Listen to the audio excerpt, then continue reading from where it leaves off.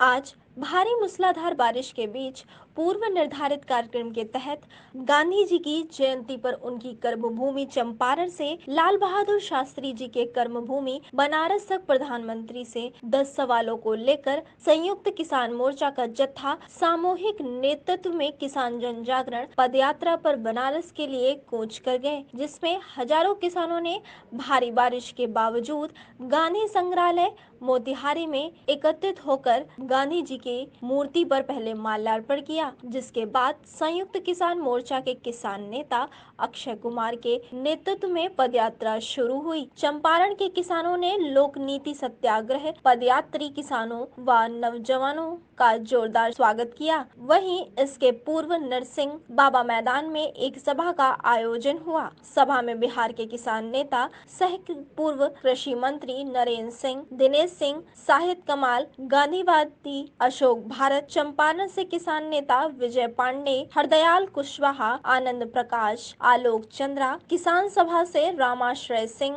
रामबचन तिवारी, अशोक पाठक आदि लोगों ने किसानों का स्वागत किया। पदयात्रा में ओडिशा, बिहार, उत्तर प्रदेश के साथ साथ प्रतिनिधि के रूप में हरियाणा, पंजाब, महाराष्ट्र, दिल्ली, मध्य प्रदेश, बंगाल, झारखंड, केरल इत्यादि राज्यों के किसान नौजवान शामिल हुए। शनिवार की रात में पदयात्री चंद्रैया के ऐतिहासिक धरती पर पहुंचे, जहां गांधी जी का किसान आंदोलन में अंग्रेजों के नील कानून के खिलाफ गिरफ्तारी हुई थी। उनके ऊपर वारंट हो गया, यहाँ से अरेस्ट होके मोतिहारी गए।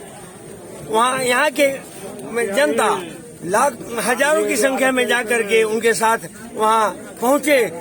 कोर्ट ने गांधी जी को उसी समय मुक्त किया और उसके बाद जो है सो 3 कठिया कानून भी निरस्त हुआ। आज इसी सोच से कि यह गांधी की धरती है, यहाँ से हम चलेंगे, आंदोलन करेंगे तो हमको सफलता मिलेगी। इस पदयात्रा का औचित्य है कि चूंकि चंपारण से एक बार 104 साल पहले क्रांति चालू हुई थी।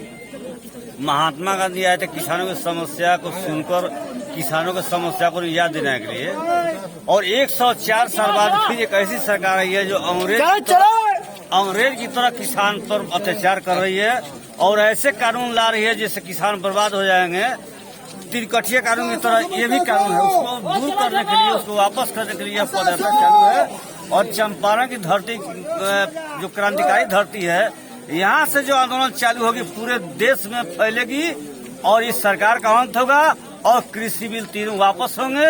इसी उद्देश्य से यह यात्रा जारी बनारस तक। और पूरा किसान संघर्ष समिति जो चंपारण की समिति है, पूरे बिहार की किसान संगठन समिति है, इसमें लगा हुआ है। और यहाँ से लेकर और वहाँ तक पूरा किसान संघर्ष समिति में लगा है। पूरे किसानों का आप स्वागत कर रहे हैं यहाँ, ये पदयात्री जा रहे हैं, उनका स्वागत कर रहे हैं। इसका क्या उद्देश्य है आपका? उद्देश्य है कि यहाँ के किसान जो उड़ीसा, पंजाब, हरियाणा, जो यूपी से आए हैं, उनका मेन उद्देश्य है कि आज जो वर्तमान सरकार है वो रोजगार विरोधी है, किसान विरोधी है, देश विरोधी सरकार है। यह किसान का शोषण कर रहा है और कॉन्ट्रैक्ट ऑफ फार्मिंग जो किसान जो अंग्रेज लागू किया था, उसी कॉन्ट्रैक्ट ऑफ फार्मिंग को ही लागू करना चाह रहा है। यह तो किसान आज हमारे फर्स्ट प्रधानमंत्री जवाहरलाल नेहरू ने उद्योग लगाया लेकिन एक भी नहीं बेचा। हमारा दूसरा प्रधानमंत्री लाल बहादुर शास्त्री हमारे सरकारी कंपनी लगाए लेकिन एक भी नहीं बेचे। उसके बाद हमारी इंदिरा गांधी 66 कंपनियां लगाई, एक भी नहीं बेचा। हमारे लगभग यहाँ की जो भाजपा का प्रधानमंत्री अटल बिहारी वाजपेयी थे, 10 कंपनियां लगाए लेकिन एक भी नहीं बेचे। हमारे राजीव गांधी भी बहुत सारे कंपनियां लगाए, एक भी नहीं बेचे। आज हमारे देवगौड़ा प्रधानमंत्री बने थे, विश्वनाथ प्रसाद बने थे, सब लोग उद्योग लगाए लेकिन नहीं बेचे। लेकिन एकमात्र नरेंद्र मोदी आज वर्तमान हमारे भारत का शासक बना है, जो एक भी उद्योग नहीं लगाया, एक भी कंपनी नहीं लगाया, लेकिन इन्होंने 33 कंपनियां बेचने का काम किया है। इसलिए हमारे देश के हर राज्य के लगभग लोग आ रहे हैं, देश के कोने कोने से किसान आए हैं। जिस तरह महात्मा गांधी जी ने जो अंग्रेज के खिलाफ एक बिगुल क्रांतिकारी बिगुल फूंकने आए थे हमारे मोतिहारी में, चंपारण में, चंद्रहिया में, तो उसी तरह आज ये किसान लोग आए हैं। ये आज हमारे 10 महीना से किसान लोग ये धरना पर मर रहे हैं। अगर हमको उससे निजात नहीं मिल रहा है तो हम क्यों नहीं चंपारण के धरती से चले और आज़ादी का बिगुल फूके और इस भ्रष्ट सरकार को उखाड़ फेंकने का काम करे। इसलिए किसान को हम लोग भी हौसला देंगे, मजबूत करेंगे और इसका अंजाम हम किसान लोग जो बनारस तक जाएगा और इसका संदेश पूरे देश में जाएगा और इस सरकार को उखाड़ फेंकने का काम करेगा। जय जय। कहाँ से आए बाबा? मैं मध्य प्रदेश से हूँ। मध्य प्रदेश से आए हाँ, हैं। चंपारण की धरती आप आए हैं, चंपारण की धरती को क्यों चुना है आपने? अब देश में आज़ादी की लड़ाई गांधी जी ने लड़ी थी और अहिंसात्मक तरीके से लड़ी थी। चंपारण में चूँकि किसानों का बहुत बड़ा आंदोलन उस समय जब अंग्रेज़ों का राज था, तो अहिंसात्मक तरीके से उन्होंने लड़ा और कामयाबी मिली। और उसी कॉन्ट्रैक्ट फार्मिंग को जो मध्य प्रदेश से सहित मतलब पूरे देश में मोदी जी ने लागू कर रखा है, उसके खिलाफ में दिल्ली में हमारे किसान 10 महीने से बैठे हुए हैं आंदोलन में, उनके समर्थन में और पूरे देश में जन जागरण करने के लिए।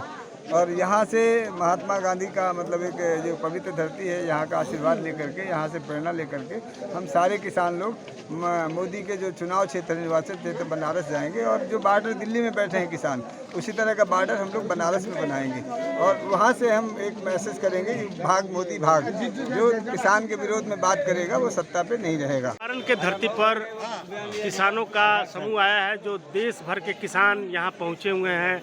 ये गांधी स्मारक से चंद्रहिया और जीवधारा भाया पिपरा कोठी होते हुए कोटवा तक जाएंगे और इस स्वागत में कई किसान जुटे हुए हैं। हमारे साथ किसान एकरामुल भाई है। एकरामुल भाई, आप लोग बड़ी गर्मजोशी से किसानों का स्वागत कर रहे हैं। ये किसान तो मोदी विरोधी हैं। जी नहीं, मोदी का विरोध क्यों? ये मोदी के विरोध नहीं, ये इनकी जो मांग है वो बिल्कुल जायज़ मांग है।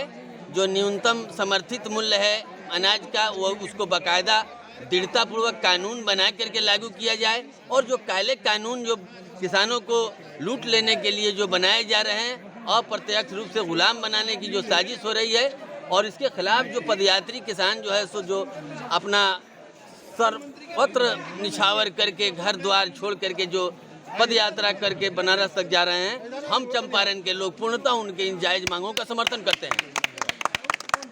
आप लोग अभी चंद्रहिया पहुंचे हैं, चंद्रहिया का क्या महत्व है? हाँ। इसके बारे में बताते हुए आप जरा ये बताइए कि जो किसानों का जो जत्था है जो बनारस की तरफ जा रहा है, इसका क्या उद्देश्य है? किसान के खिलाफ लगभग 1 साल पहले मोदी सरकार ने 3 काले कानून बना दिए हैं। वो तीनों कानून किसान के विरोध के हैं। उसको समाप्त करने के लिए यह पदयात्रा है और देश भर के किसान इसमें शामिल हैं। एक किसान मोतिहारी से गांधी स्मारक से फूल माला चढ़ा करके चंद्रहिया की धरती पर पहुंचे हैं और चंद्रहिया यही चंद्रहिया जहाँ 104 साल पहले गांधी जी आए थे और यहाँ पे उन्होंने आंदोलन किया था किसानों के हित में 3 कठिया कानून हटाने के लिए। यहीं से वारंट उनके ऊपर वारंट हो गया, यहाँ से अरेस्ट होके मोतिहारी गए। वहाँ यहाँ के जनता हजारों की संख्या में जा कर के उनके साथ वहाँ पहुँचे। कोर्ट ने गांधी जी को उसी समय मुक्त किया और उसके बाद जो है 3 अक्टूबर है और 2 अक्टूबर पर आप लोग ने गांधी स्मारक से एक पदयात्रा की शुरुआत की। पदयात्रा का उद्देश्य क्या है?